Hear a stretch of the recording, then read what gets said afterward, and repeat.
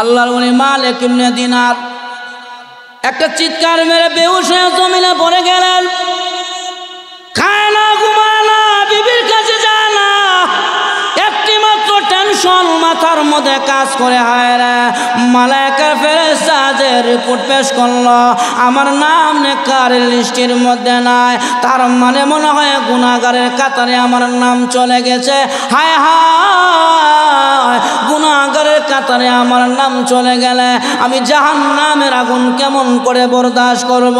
এইভাবে হায়ুতাস করতে করতে কিছুদিন চলে গেল।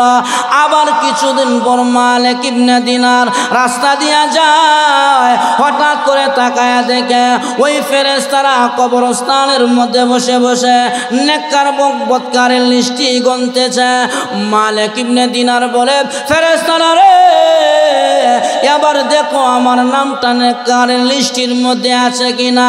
ফেরেশতারা নেককারের লিস্টে উল্টাইয়া দেখলেন মালিক ইবনে দিনারের নাম নাই। মালিক ইবনে দিনার বলে, ওরে মালায়েকার কাফেলা, ফেরেশতার দল, শুনো গো, আমার জীবনের কোনো আমল যদি কবুল না হয়, অন্তত পক্ষে আমি ইউহিব্বুস সালিহিন ওয়া ইউহিব্বুল উলামা ওয়াত তুলাবা। ওরে ফেরেশতারা, আমি আলেমকে ভালোবাসি, আমি ছাত্রকে ভালোবাসি, আমি হাফেজ কোরআনকে ভালোবাসি। ইউহিব্বুস সালিহিন, আমি নেককারকে ভালোবাসি, দেখো না আমলটা আল্লাহ কবুল করেছে কিনা। ওরে ফেরেশতারা, দুনিয়াতে নেককার বদকারের লিস্টির মধ্যে আমার নাম নাই, তোমাদের কাছে কি আসমানের লিস্টি আছে? ফেরেশতারা বলে, হ্যাঁ, আমাদের কাছে আসমানের একটা লিস্টি আছে, ওই লিস্টির মধ্যে আউলিয়াদের নাম আছে। মালিক ইবনে দিনার বলে, ফেরেশতারা রে, ওই লিস্টিটা উল্টাও, দেখো ওই লিস্টির মধ্যে আমার নাম আছে কিনা। ফেরেশতারা লিস্টি উল্টাইতে লাগলেন। উল্টাইতে উল্টাইতে আসমানের লিস্টির মধ্যে গিয়া দেখে কোণের মধ্যে মালিক ইবনে দিনারের নাম লেখা, পাশে লেখা আছে ইউহিব্বুস সালিহিন। মালিক ইবনে দিনার নেককারকে ভালোবাসে, আলেমকে ভালোবাসে, ছাত্রকে ভালোবাসে। এই ভালোবাসাকে উসিলা বানাইয়া আমার আল্লাহ তার নামটা আসমানের খাতায় আউলিয়াদের মধ্যে লিখে দিয়েছে। আল্লাহর নবী, বিশ্ব নবী রাহমাতুল লিল আলামিন বলেন, ওয়া গাশিয়াত আলাইকুমুর রাহমা, ওই জায়গার ভিতরে রহমতের ফেরেশতা বেষ্টনী করে রাখে। শুধু তাই নয়, আল্লাহর রাসূল বলেন, ওয়া হাফাজ মালাইকা, যেই জায়গায় কোরআনের কথা হয়, হাদিসের বাণী হয়, ওই জায়গাটা মহান আল্লাহর হুকুমে ফেরেশতারা বেষ্টনী করে রাখে। শুধু বেষ্টনী করে রাখে তাই নয়, একদল ফেরেশতা জমিনের মধ্যে আসার পরে একজনের কাঁধের উপরে বড় করে কোন আসমান পাড়ি দিয়ে আরো সে মহল্লায় আল্লাহর কাজ পর্যন্ত চলে যায়। আমার আল্লাহ বলেন, ফেরেশতারা রে, ওই যে দারুল উলুম ইসলামিয়া মাদ্রাসায় আমার বান্দা বান্দিরা কি করে?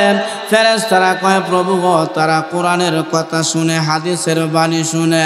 আল্লাহ রাব্বুল আলামিন বলে, ফেরেশতারা রে, ওই বান্দাগুলো কি আমি আল্লাহকে দেখেছে? না গো প্রভু, তোমাকে দেখে নাই। আমার জান্নাত দেখেছে? বলে না, তোমার জান্নাত দেখে নাই। রে ফেরেশতারা, তারা কি আমি আল্লাহর জাহান্নাম দেখেছে? বলে না, তোমার জাহান্নাম দেখে নাই। আলেম উলামার কথা, কোরআনের বাণী তারা বসে বসে শুনতেছে। আমার আল্লাহ কয়, ফেরেশতারা রে, তোমরাই বলেছিলে মানুষ বানাইবার কোনো দরকার নাই, ওরা দুনিয়াতে যাইয়া মারামারি করবে, কাটাকাটি করবে।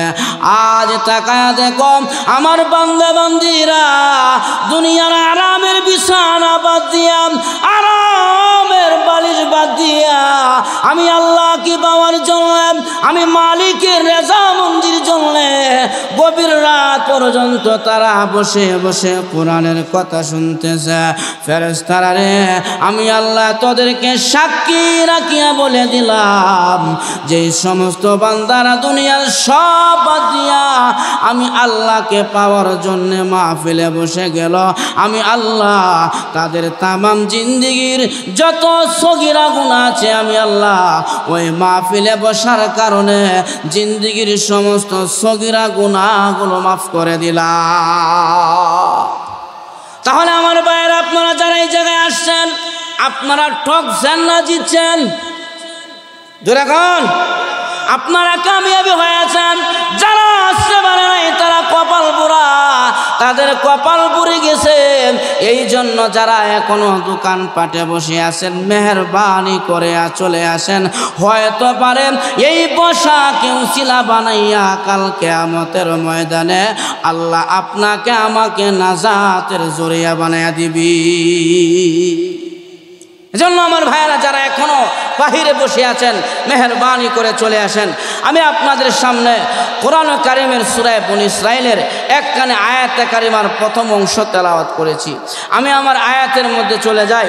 আমার তেলাওয়াতকৃত আয়াতের মধ্যে আল্লাহ তাআলা বলেন, ওয়াকাদা রাব্বুকা আল্লা তা'বুদু ইল্লা ইয়াহু। আল্লাহ এই আয়াতের মধ্যে দুইটি জিনিস বান্দার উপরে আল্লাহ তাআলা ফরজ করে দিয়েছেন। আল্লাহর পক্ষ থেকে রায় হয়ে গেছে, ফয়সালা হয়ে গেছে, সিদ্ধান্ত হয়ে গেছে। এক নম্বরে হলো আল্লাহ বলেন, আল্লাহ তা'বুদু ইল্লা ইয়াহু। ও দুনিয়ার মানুষেরা, আমি আল্লাহ ছাড়া কারো ইবাদত করিও। আমরা কার ইবাদত করব? আরো জোরে বল। আল্লাহ বানাইছে আপনাকে আমাকে ইবাদত করার জন্য। আল্লাহ কোরআনে বলেন, وَمَا خَلَقْتُ الْجِنَّ وَالْإِنسَ إِلَّا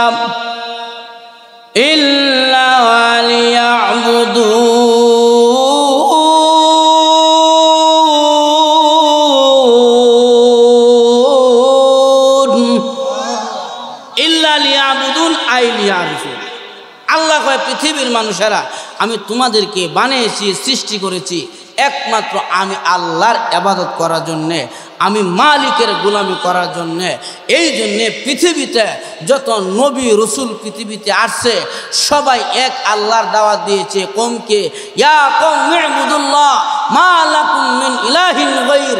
হে আমার জাতি, হে আমার সম্প্রদায়, হে আমার কওম, এক আল্লাহর ইবাদত করো, গায়রুল্লাহর ইবাদত করিও না। আল্লাহ ছাড়া কারো ইবাদত করিও। এখন ইবাদত করলেন কি করলেন না, না নিজের মন গড়া অনুযায়ী জীবন পরিচালনা করলেন, এটার জন্য কিন্তু একদিন আল্লাহর কাছে আমাকে হিসাব দিতে সবাই যাইতে হবে। আল্লাহ এক আয়াতের মধ্যে বলছেন, ইলাইহি তুরজাউন।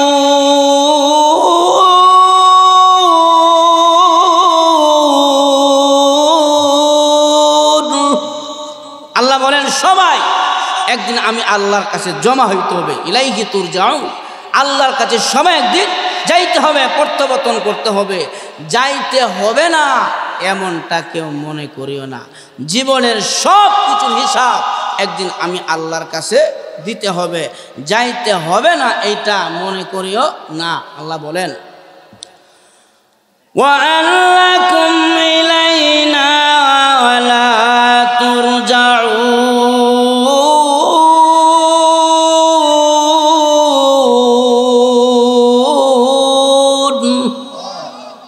যাইতে হবে না এমনটা মনে করিও না। জীবনের সব কিছুর হিসাব একদিন আমি আল্লাহর সামনে দাঁড়ায়া দিতে হবে। এই জন্যে বান্দা যখন জাহান্নামে যাবে, জাহান্নামের দারোয়ান মালিক ফেরেশতা বান্দাকে প্রশ্ন করবে, কি গো নসির আলী আর সবির আলী, জাহান্নামে কেন আসলা? কোন কারণে জাহান্নামে আসলা? প্রশ্ন করবে জাহান্নামের দারোয়ান ফেরেশতা। আল্লাহ কোরআনে বলেছেন, সালাহুম খাযালাতুহা আলাম ইয়াতিকুম নাযীর।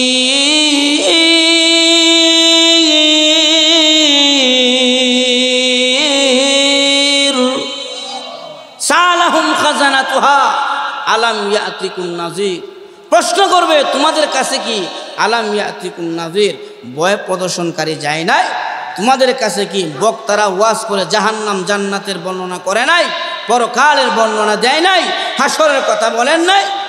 প্রশ্ন করবে, তখন জবাব দিতে পারবে না। তারা তখন জবাবে বলবে ক্বালু বালা قد جاءنا نذير,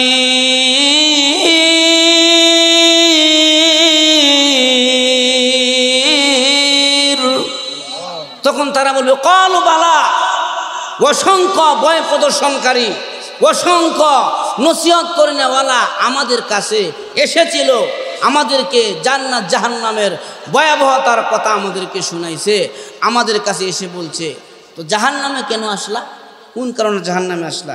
তখন তারা জবাব বলবে ফাকাল্লাবনা ওয়া কুল্লা মা নাযালাল্লাহু মিন শাই ইন আনতুম ইল্লা ফি যালালিন কাবীর।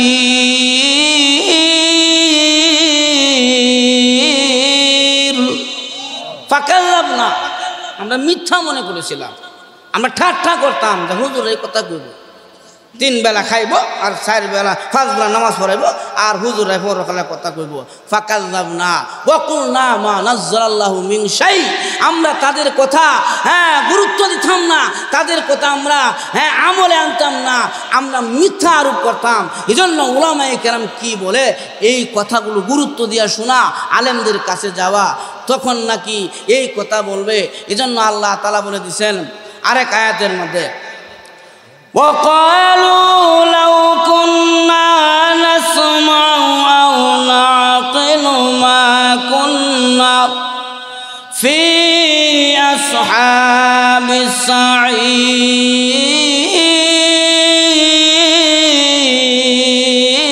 السعير لو كنا نسمع, যদি তাদের কথা ভালো করে শুনতাম, আও না আকিল, এবং ভালো করে অনুধাবন করতাম, মা কুন্না ফি আসহাবিস সাইর, তাহলে আজকে আমাদের জাহান্নামে বাসী হইতে হতো না, জাহান্নামে আসতে হতো না।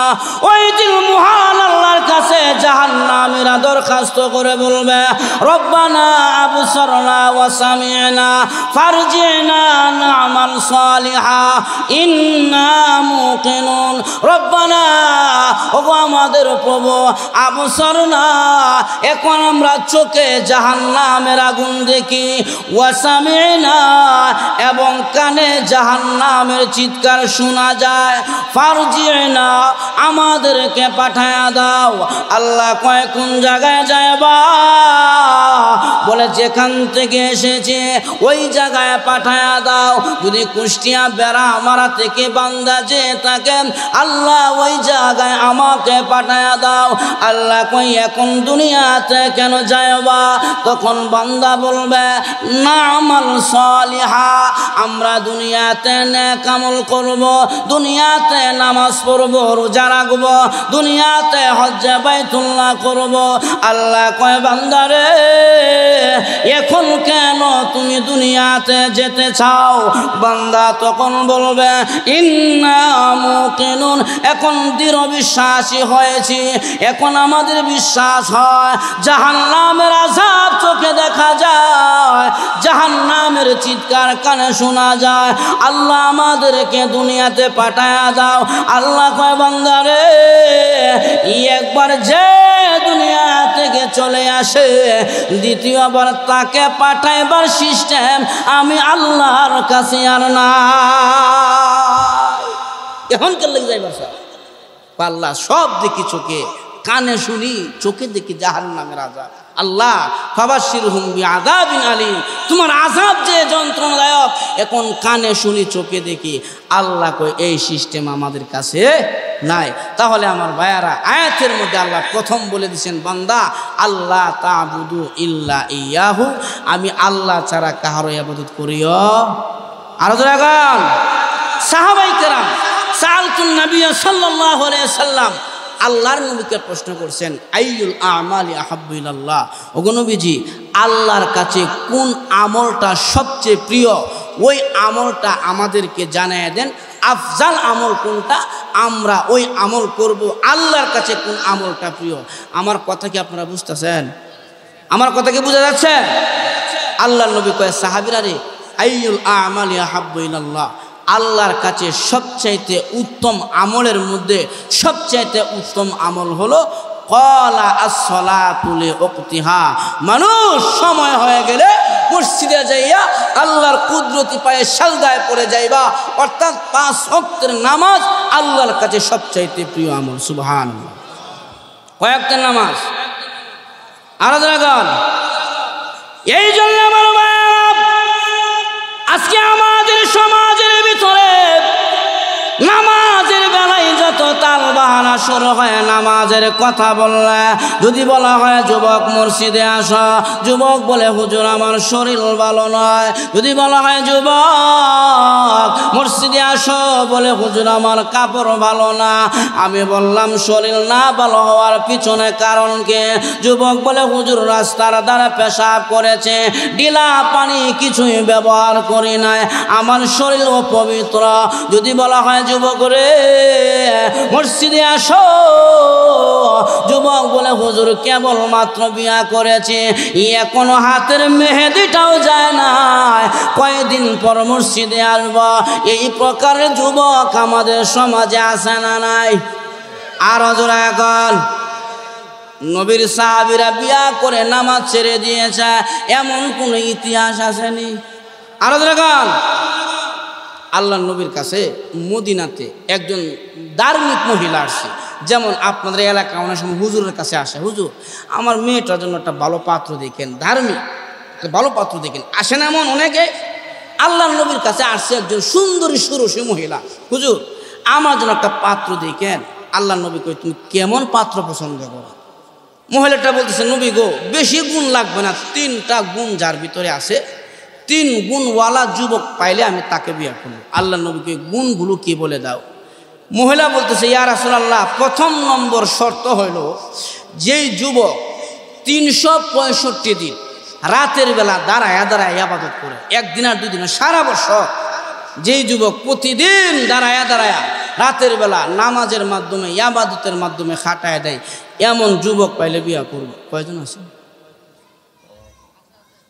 2 নম্বরে আল্লাহ রাসূল বলছেন, সাহাবীরা 2 নম্বরে মহিলা বলছে, নবী গো 2 নম্বর শর্ত হইল যে যুবক 365 দিন রোজা রাখবে, 1 দিন আর 2 দিন না, 365 দিন রোজা রাখবে।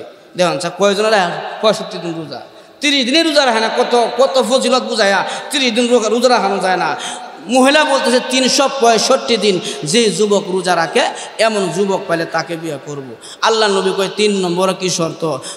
মহিলা বলে 3 নম্বর শর্ত হলো যে যুবক প্রতিদিন 1টি করে আল্লাহর কোরআনের খতম দেয়, এমন 3টি গুণওয়ালা যুবক পাইলে বিয়ে করব।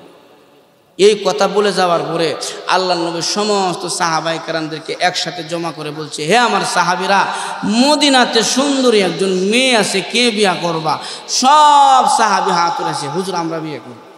কারণ পুরুষের একটা অভ্যাস হলো পুরুষকালে বিয়া করবার সাথে, মহিলাদের অভ্যাস হলো মহিলার কালে স্বাস্থ্য কাপড় এটা তুই হেইটা, হেইটা তুই হেইটা। আর যুবকদের অভ্যাস হলো বয়স যদি হয় 18, কয় আমার কেবল 13.5।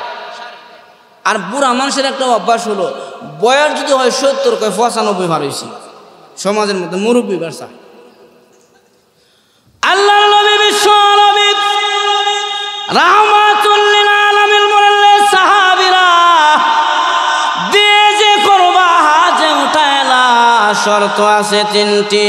1 নম্বরে শর্ত হলো সারা বছর সারা রাত্র ইবাদতের মাধ্যমে খাটায়া দিতে হবে। 2 নম্বরে শর্ত হলো সারা বছর রোজা রাখতে হবে। 3 নম্বরে শর্ত হলো প্রতিদিন আল্লাহর কোরআনের একটি করে খতম দিতে হবে। আল্লাহর নবী বিশ্ব নবী রাহমাতুল লিল আলামিন যখন শর্তগুলো সাহাবায়ে কেরামের কাছে প্রকাশ করলেন, অর্ধেক সাহাবী বসে গেছে, না আমাদের মধ্যে এই আমলগুলো নাই, আমাদের ভিতরে আমলগুলো নাই। আর অর্ধেক সাহাবী দাঁড়ায় আছে। আল্লাহর নবী কয়, সাহাবীরা রে, তোমরা যে দাঁড়ায় রইলা, তোমাদের মধ্যে কি গুণগুলো আছে? সাহাবীরা বলে, হুজুর আমরা আগামী কালকে বুঝিয়া বলবো না। তারাও বসে গেছে। একজন যুবক সাহাবী ওই মজলিসের মধ্যে দাঁড়ায় আছে। আল্লাহর নবী কয়, সাহাবী রে, তুমি যে দাঁড়ায় রইলা, ঘটনা কি? সাহাবী বলে, ও নবীজি, আমার ভিতরে 3টি আমল আছে, আমার সঙ্গে সুন্দরীকে বিবাহ আবদ্ধ করায়া দেন। আল্লাহর নবী কয়, সাহাবী ভালো করিয়া বলো, এই 3টি গুণে গুণান্নি কিনা? সাহাবী বলে, জি হুজুর, আমার ভিতরে 3টি আমল আছে, আমি 3টি গুণে গুণান্বিত। আল্লাহর নবী কয়, সাহাবী যাও, ওই সুন্দরী মেয়েটার সঙ্গে তোমার বিবাহ আবদ্ধ করায়া দিলাম। এবার সাহাবীর সঙ্গে ওই সুন্দরী মেয়েটাকে বিবাহ আবদ্ধ করায়া দিলেন। নবীর সাহাবী নতুন বধূ নিয়া বাড়ির দিকে রওনা হয়েছে। বাড়িতে যাইতে যাইতে আসারের সময় হয়ে গেল।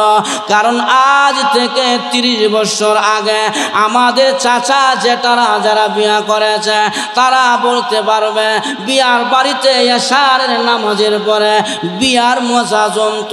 রাতের বেলায় বিয়ার মজা লাগতো, পালকি দিয়া বউ নিয়া যাইত, রাতের বেলা বিয়ার বাড়িতে বিয়ার মজা জমত। এখনের ছেলেপেলেরা এশারের সময় দেয় না, এমন প্রেসার দেয় আসরের আগে বউ নিয়া বাড়িতে। আর কিছু কিছু ছেলে আছে আসরের সময়টাও দেয় না, 6 মাস আগে থেকে মোবাইলে ফোন করে, ও শোনা গো, আমার তো রাতের বেলা ঘুমা ধরে। আছে না নাই? আল্লাহর নবীর সাহাবী নতুন বধূ নিয়ে যখন নাকি বাড়িতে গেলেন, বাড়িতে যাওয়ার পরে শুনে এশারের নামাজের আজান শোনা যায়। মসজিদের মিনার থেকে এশারের নামাজের আজানের ধ্বনি শোনা যায়। সাহাবীর বিবি বলেন, স্বামী গো, এশারের নামাজের আজান শোনা যায়, আপনি এশারের নামাজটা পড়ে আসেন, আমি ঘরে এশারের নামাজ আদায় করে নে। নতুন বধূ কেবল বিয়ে হয়ে শ্বশুর বাড়িতে যাইয়া নামাজের প্রতি কত গুরুত্ব আর মোহাব্বত। আল্লাহর নবীর সাহাবী এশারের নামাজ পড়ার জন্য মসজিদে গেলেন। বিবি ঘরে যায় নামাজ বিছাইয়া এশারের নামাজ পড়িয়া যাই নামাজের মধ্যে বসা, আর মনে মনে বলে, আমার স্বামীর মধ্যে 1 নম্বরে গুণ হলো সারা রাত ইবাদতের মাধ্যমে কাটায়া দিবে, আমি দেখব আমলগুলো আমার স্বামীর মধ্যে আছে কিনা। আল্লাহর নবীর সাহাবী এশারের নামাজ পড়িয়া যখন নাকি হুজরা শরীফে ঢুকলেন, ঢুকার পরে বলেন, বিবি গো, আমার পেটে বড় ক্ষুধা লেগেছে, আমারে খাবার দাও। এখন স্বামীর সামনে বিবি খাবার দিলেন। সাহাবী খানা দানা খেয়ে বলে, আরে বিবি, কম্বল আর লেপটা দাও, আমি ঘুমায়া যাব। বিবি কয়, হ্যাঁ। কথা ছিল সারা রাত ইবাদত, এখন দিশে ঘুমাইবার কথা কয়। আচ্ছা, মনে হয় নতুন বিয়ে করেছে, শরীরটা বলো হয় ক্লান্ত, 10-15 মিনিট রেস্টের বড় মনে হয় ঘুমতে উঠে যাবে। কিন্তু না, এই যে সাহাবী কম্বল আর লেপ গায়ে দিয়া ঘুমায়া গেল, আর ঘুম থেকে উঠে না। বিবি কপালে হাত দে আর কয়, হায় রে, এমন বিয়ামুল্লা স্বামী আমার কপালে কেন মিলল রে? কথা ছিল সারা রাত ইবাদত, এখন সে ঘুমায়া যায়। আচ্ছা, মনে হয় আগামী কালকে যে রোজা রাখবে, রোজা রাখলে তো সাহারি খেতে হয়, মনে হয় সাহারির সময় ঘুম থেকে উঠবে, অপেক্ষায় বসে আছে। সাহারির সময় ওভার হয়ে গেল, সাহাবী ঘুম থেকে উঠল না। বিবি মনে মনে বলে, আচ্ছা, না খেয়ে মনে হয় রোজা রাখবে, কারণ সাহারি না খাইলেও তো রোজা হয়। এখন মনটারে বুঝ দিয়া সাহারের পরে মনে হয় না কে রোজা রাখবে। যখন নাকি সাহারের সময় চলে গেল, স্বামী ঘুম থেকে উঠল না।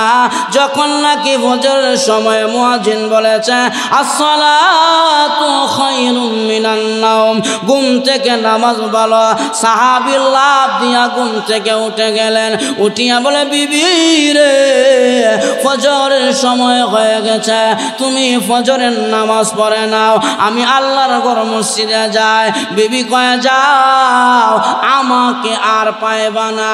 যে আমলের কথা বলেছিলাম একটি আমলও তোমার মধ্যে আমি পাইলাম না। এবার সাহাবী ফজরের নামাজ পড়ার জন্য আল্লাহর ঘর মসজিদে চলে গেলেন। বিবি ঘরে নামাজ আদায় করলেন। সাহাবী নামাজ পড়িয়া আবার যখন হুজরা শরীফে ঢুকলেন, ঢোকার পরে বলেন বিবি অনেক লম্বা রাত্র, আমার পেটে ক্ষুধা লেগেছে, হালকা নাস্তা হবে কি? বিবি মনে মনে বলে ভেবেছিলাম না কে বুঝি রোজাড়া রাখবো, এখন দিছে নাস্তাও চায়। এখন স্বামীকে নাস্তা দিয়া আল্লাহর নবীর সাহাবীর বিবি ডাইরেক্ট আল্লাহর নবীর কাছে গেলেন। ওগো নবীজি, এমন একজন সাহাবী আপনি আমাকে দিলেন, আমল করবে দূরের কথা, আমলের লেশ মাত্র তার মধ্যে আমি পাইলাম না। আল্লাহর নবী কয় না গো মহিলা, আমার সাহাবী তো এমন বেআমূল্য হওয়ার কথা না। আর সাহাবী কাল নজুম ইক্তিদাইতুম ইহতিদাইতুম, আমার সাহাবীরা হলো তারকার সমতুল্য। আমার সাহাবীদেরকে যারা অনুসরণ করবে মহান আল্লাহ তাদেরকে হেদায়েতের রাস্তা দেখায় দিবে। না রে মহিলা, এমন বেআমূল্য তো আমার সাহাবী না। মহিলা কয় নবী গো, আপনার যদি বিশ্বাস না হয় আপনার সাহাবীরে আপনি ডাকেন। আল্লাহর নবী সাহাবীরে ডাকলেন। সাহাবী নবীর কাছে গেলেন, গিয়া বলে লিমা তলবতানি ইয়া রাসূলুল্লাহ, ওগো নবীজি আপনি কেন গো আমাকে তলব করলেন? আল্লাহর নবী কয় সাহাবীরে সারা রাত ইবাদত করেছ? সাহাবী কয় জি হুজুর, আমি সারা রাত ইবাদত করেছি। আল্লাহর নবী কয় সাহাবী, তোমার বিবি যে বলল তুমি সারা রাত ঘুমায়াছ, বিবির কথা সত্য না মিথ্যা? সাহাবী কয় নবী গো, বিবি যা বলেছে সত্য বলেছে। আল্লাহর নবী কয় সাহাবী, এটা কেমন ইবাদত? রাতের বেলা ঘুমাও আবার ইবাদত করো, এমন ইন্টারন্যাশনাল ইবাদত কোথায় পাইলা? সাহাবী বলেন নবী গো, আগে জানতে চাই আপনার জবানের কথা সত্য না মিথ্যা? আপনার জবানের কথা সত্য না মিথ্যা? আল্লাহর নবী কয় সাহাবী রে, আমার জীবনে আমি কোনোদিন মিথ্যা কথা বলি না, অযথা কথা আমি মুহাম্মদের জবান থেকে বের হয় না, আমি অযথা কথা বলি না। মুহাম্মদ হার গেজলা গুফতা তানা গুফতা জিবরাইল, জিবরাইল হার গেজলা গুফতা তানা গুফতা রব্বুল জলিল। রে সাহাবী, যতক্ষণ পর্যন্ত জিবরাইল আমি নবীকে না জানাই ততক্ষণ পর্যন্ত আমি নবী কথা বলি না, আমার জবানের কথা মিথ্যা হয় না।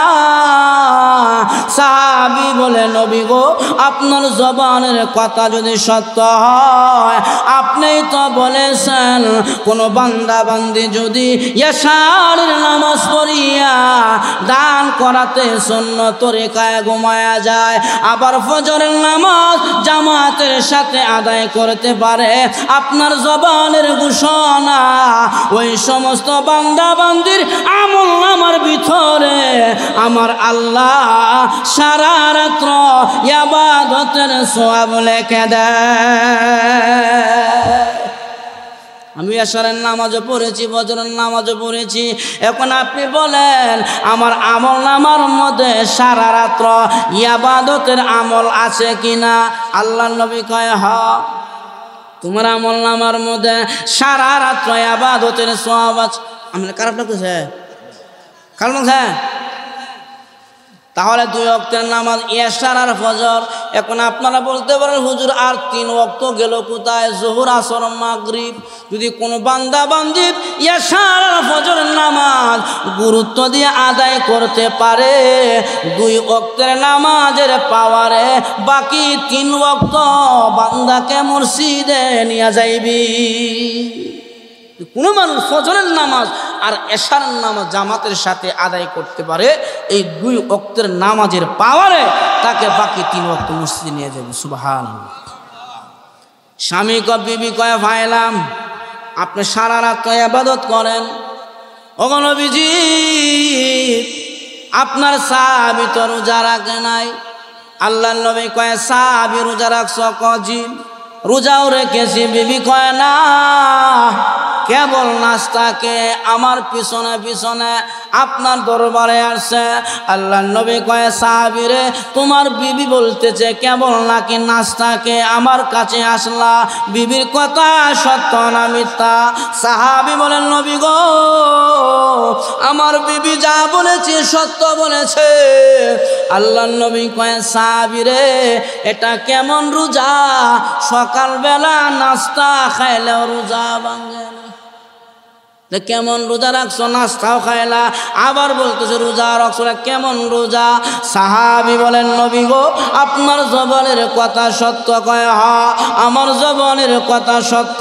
সাহাবী বলেন, ওগো নবীজি আপনিই তো বলেছেন দুনিয়াতে নেক আমল করবে একটা, আমল নামার মধ্যে সওয়াব লেখা হবে 10টা। মান জাআ বিল হাসানাতি ফালাহু মিন আশরি আমসালিহা, 1 এ 10 আপনি বলেছেন। একটি আমল করবা আমল নামায় সওয়াব লেখা হবে 10টা। 1 এ যদি 10 হয়, আমি রমজানের 30টি রোজা রাখলাম, একটি রোজা যদি 10টি রোজার সমান হয়, 10টি রোজা 100 দিন রোজা রাখার সমান। 10টি রোজা 100 দিন রোজা রাখার সমান সওয়াব, আরো 10টি রোজা 100 দিন রোজা রাখার সমান সওয়াব। নবী গো আমি রমজানের 30টি রোজা আদায় করলাম, আপনি বলেন আমার আমল নামার মধ্যে 300 দিন রোজা রাখার সমান সওয়াব আছে নি?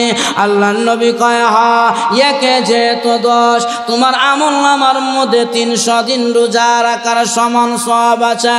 বিবি কয়, মানলাম 300 দিন রোজা রাখার সমান সওয়াব আছে। ওগো স্বামী 300 দিনে তো বছর পূর্ণ হয় না, আরো 65 দিন বাকি আছে। আর 65 দিন গেল কোথায়? সাহাবী বলেন, বিবি রে রমজান মাস চলে যাওয়ার পরে শাওয়াল মাস এসে ঢুকে যায়। শাওয়ালে আমার আল্লাহ 6টি রোজা রাখার বিধান রেখেছেন। শাওয়ালের 6 রোজা আছে না নাই? আর হজুর এখন 1 এ যদি 10 হয়, 6 দশা 60, রমজানের 30 এ 300। ওগো নবীজি বলেন আমার আমল নামার মধ্যে 360 দিন রোজা রাখার সমান সওয়াব আছে না? আল্লাহর নবী কয়, হ্যাঁ তোমার আমল নামার মধ্যে 360 দিন রোজা রাখার সমান সওয়াব আছে। বিবি কয়, মানলাম 360 এ তো বছর পূর্ণ হয় না, আরো 5 দিন বাকি আছে। স্বামী কয়, মাফ করে দাও। বিবি কয়, সারি নাই, 5 দিনের হিসাব আমাকে বোঝাও। আল্লাহর নবীর সাহাবী বলেন, আরে বিবি আমার নবী বিশ্ব নবী রাহমাতুল লিল আলামিন বলেছেন মুসলমানের জন্য 5 দিন রোজা রাখা আমার নবী নিষেধ করেছেন। আইয়ামে তাশরিকের 3 দিন আর হলো 2 ঈদের দিন, এই 5 দিন মুসলমান রোজা রাখতে পারে না, আমার নবী নিষেধ করেছেন। আর বলেছেন উম্মতের বান্দা বান্দিরা রে, যদি রমজানের 30টা রোজা আদায় করতে পারো, শাওয়ালের 6টা রোজা আদায় করতে পারো, 2টা ঈদ সুন্নত তরিকায় কাটাইতে পারো, আমি নবী ঘোষণা দিয়া গেলাম তোমাদের আমল আমার মধ্যে আমার আল্লাহ সারা বছর রোজা রাখার সমান সওয়াব লিখে দেয়। বেবি ভাই সস কয়, জি আপনার আমল নামার মধ্যে সারা বছর রোজাও আছে। এখন নবী গো আপনার সাহাবী তো তেলাওয়াতুল কোরআন করে নাই, কোরআনের তেলাওয়াত করে নাই। নবী কয় সাহাবী তেলাওয়াত করছো? কয় জি। বিবি কয় না, কোন সময় কোরআন হাতে নিল, কোন সময় তেলাওয়াত করলো? এক খতম তো খালি খইলে হবে না, মোটামুটি সময় লাগবে, কোন সময় তেলাওয়াত করলো? নবী কয় সাহাবী কি বলে তোমার বিবি? তুমি নাকি ডাইরেক্ট চলে আসলে আমার কাছে। বিবি কি বলে? সাহাবী কয় যা বলেছে সত্য বলেছে, তবে ডাইরেক্ট আসি নাই, বাইরে মারছি, বাইরু দিয়ে আইসি। আল্লাহ নবী কয় মানে কি? সাহাবী বলেন নবী গো আমি যখন রাস্তা দিয়ে আসি, রাস্তার মধ্যে আল্লাহর কোরআনের ছোট্ট একখান সূরা আছে, কুলফু আল্লাহর সূরা, 3 বার রাস্তার মধ্যে তেলাওয়াত করেছি। আর আপনি বলেছেন যদি কোনো বান্দা বান্দি 3 বার কুলফু আল্লাহর সূরাটা পড়ে নেয়, নবী বললেন আমলনামার মধ্যে আমার আল্লাহ এক কোরআন খতমের সওয়াব লিখে দেয়। আমি রাস্তার মধ্যে 3 বার কুলফু আল্লাহ পড়ছি। ওগো আল্লাহর নবী আপনি বলেন আমার আমলনামার মধ্যে 1 কোরআন খতমের সওয়াব আসেনি? আল্লাহ নবী কয় হ্যাঁ, তোমার আমলনামার মধ্যে 1 কোরআন খতমের সওয়াব আছে। এজন্য আমার ভাইয়েরা তেলাওয়াতুল কোরআন, কোরআনের তেলাওয়াত করা দরকার আসেনি না নাই? আরো যখন আসেনি না নাই? আমরা খারাপ লাগতেছে নাকি? তো কথা কোন দেওয়া যায় যে হু হা করেন না, এখন ঠিক না? কারণ যদি আপনারা যদি হু হা না করেন, আমার কথার জবাব না দেন, তাহলে আমি বুঝবো যে কথা মনে বুঝতে আসে না, গুরুস্থানে মনে আমি বাস করতেছি। তাহলে তেলাওয়াতুল কোরআন, কোরআনের তেলাওয়াত করা দরকার আসেনি না নাই? অনেকে বলবেন হুজুর তেলাওয়াতুল কোরআন তো আমি পারি না, কোরআনের তেলাওয়াত জানি না। আপনি জানেন না, এ দারুল উলুম মাদ্রাসায় আসবেন, আয়েশা হেফজখানায় বসে বসে তেলাওয়াতুল কোরআন শুনবেন, আপনার আমলনামার মধ্যে শোনা এবং পড়া দুইটার সব আল্লাহ লিখে দিবেন। এখন কি মনে করেন মাদ্রাসার ফুলান যদি পড়ে আর আপনি যদি শুনেন তাহলে ডবল সওয়াব। এখন মাদ্রাসার ফুলান ছেলেফেলের কাছে কোরআনের তেলাওয়াত শোনার দরকার আসেনি না নাই? যদি শোনার দরকার থাকে তাহলে এই মাদ্রাসা লাগবো, মাদ্রাসার ওলামায়ে কেরাম লাগবো, মাদ্রাসার তলবে ইলম লাগবো, এদেরকে মুহাব্বত করতে হবে, ভালোবাসতে হবে। রাজি আছেন? এই জীবনের কোনো আমল যদি কবুল না হয়, অন্ততপক্ষে মাদ্রাসার ছাত্ররা ভালোবাসেন। বাস্তব আল্লাহ আপনার কপাল খুলে দিবে। হ্যাঁ, আসমাউর রিজালের মধ্যে যার নাম পাওয়া যায়, মালিক ইবনে দিনার, অনেক বড় মাফের আল্লাহওয়ালা ছিলেন। রাস্তা দিয়ে যায়, তাকায় দেখে মালায়েকার ফেরেশতা দল কবরস্থানের মধ্যে বসে বসে লিস্টি করে। মালিক ইবনে দিনার বলে তোমরা কে? বলে আমরা মালায়েকার ফেরেশতা। বলে কি করো? বলে নেককার আর বদকারের লিস্টি করি। মালিক ইবনে দিনার বলে দেখো তো আমার নামটা কোন লিস্টির মধ্যে আছে, নেককারের লিস্টির মধ্যে আছে কিনা। ফেরেশতারা নেককারের লিস্টে উল্টায় দেখলেন মালিক ইবনে দিনারের নাম নাই। মালিক ইবনে দিনার মনে মনে বলে যেহেতু নেককারের লিস্টিতে আমার নাম নাই, আওয়ামী লীগের খাতায় নাই, তাহলে বিএনপির খাতায় মনে গেছে আর না হলে ছাত্রী বাড়ির খাতায় মনে গেছে। নেককারের খাতায় যেহেতু আমার নামটা নাই, তাহলে মনে হয় বদকারের লিস্টিতে চলে গেছে আমার নাম। আল্লাহর ওলি মালিক ইবনে দিনার একটা চিৎকার মেরে বেহুশ হয়ে জমিনে পড়ে গেলেন। খায় না, ঘুমায় না, বিবির কাছে যায় না, একটি মাত্র টেনশন মাথার মধ্যে কাজ করে। হায় রে, মালায়েকার ফেরেশতা যে রিপোর্ট পেশ করলো আমার নাম নেককারের লিস্টের মধ্যে নাই, তার মানে মনে হয় গুনাহগারের কাতারে আমার নাম চলে গেছে। হায় হায়, গুনাহগারের কাতারে আমার নাম চলে গেলে আমি জাহান্নামের আগুন কেমন করে বরদাস্ত করব? এইভাবে হায়ুতাস করতে করতে কিছুদিন চলে গেল। আবার কিছুদিন পর মালিক ইবনে দিনার রাস্তা দিয়া যায়, হঠাৎ করে তাকায়া দেখে ওই ফেরেশতারা কবরস্থানের মধ্যে বসে বসে নেককার বদকারের লিস্টি গুনতেছে। মালিক ইবনে দিনার বলে ফেরেশতারা রে, এবার দেখো আমার নামটা নেককারের লিস্টির মধ্যে আছে কিনা।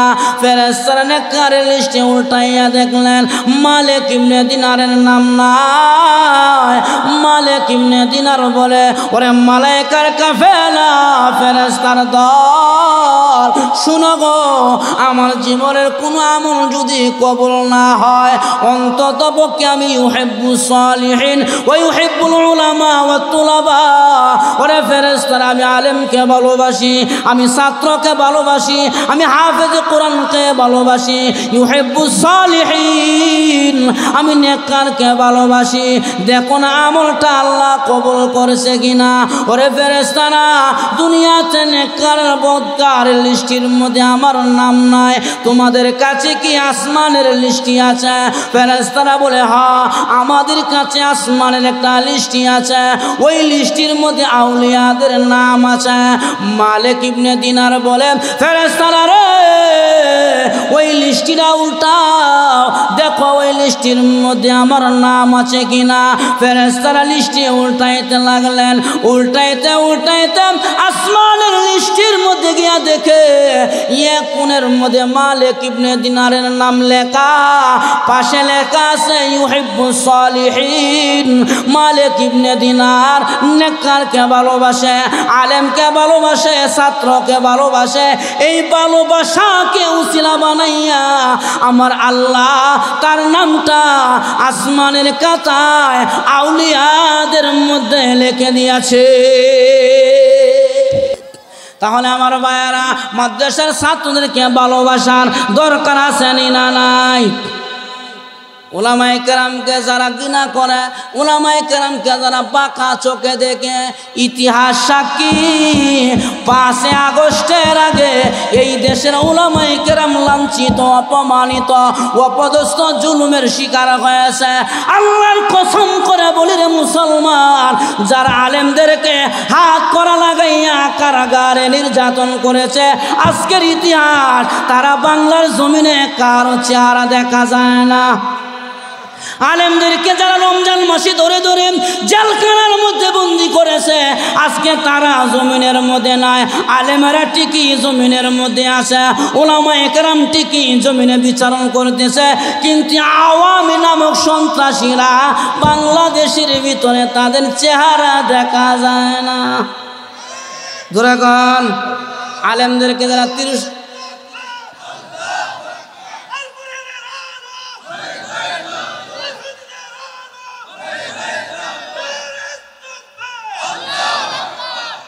ইতিহাস সাক্ষী আছে, যারা উলামায়ে কেরামদেরকে বাঁকা চোখে দেখেছে, একবার আবু জাহেল থেকে নিয়ে এই পর্যন্ত ওরাই অপদস্থ, অপমানিত, লাঞ্ছিত, বঞ্চিত হয়েছে।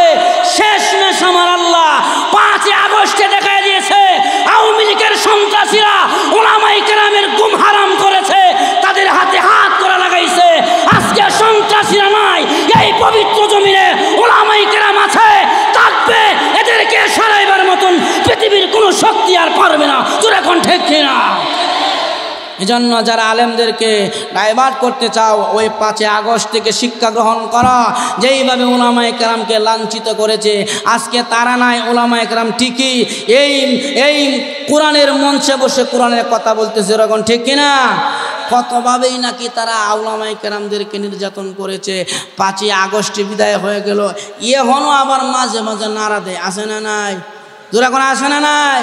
আমি বলি, আওয়ামী লীগের বাইরে যদি থাকেন, মেধাটা পরিষ্কার করে শুনেন, আপনাদের নেত্রী আপনাদেরকে পালাইয়া চলে গেছে।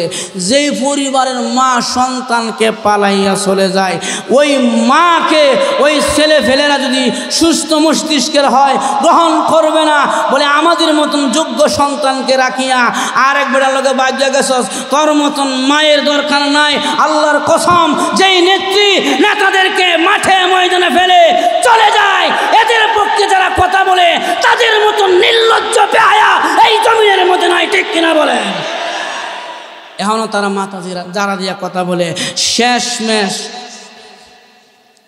টঙ্গীর ময়দানে 7 মন্ত্রীদের সাথে কাঁধে কাঁধ মিলায়া আওয়ামী লীগের কিছু সন্ত্রাসীরা টঙ্গীর ময়দানকে রক্তপাত করেছে। তোরা কোন আসেনি না নাই?